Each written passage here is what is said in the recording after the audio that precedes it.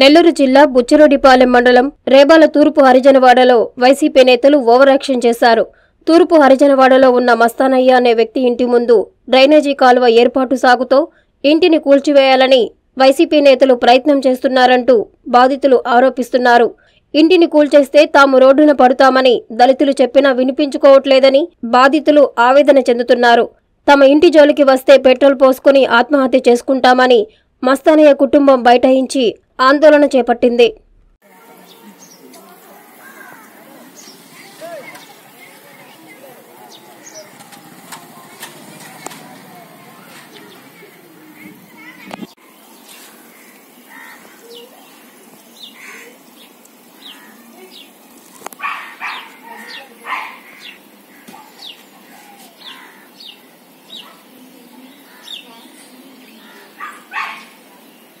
పక్క తీసినారు సార్.